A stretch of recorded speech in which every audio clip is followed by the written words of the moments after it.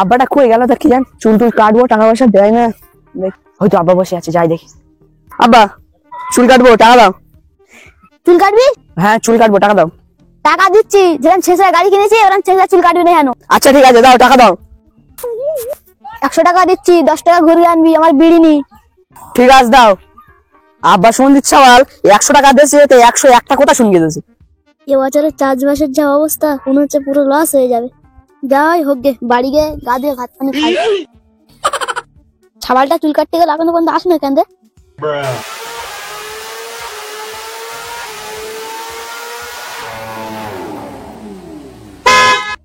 কোন হারের বাচ্চা রে?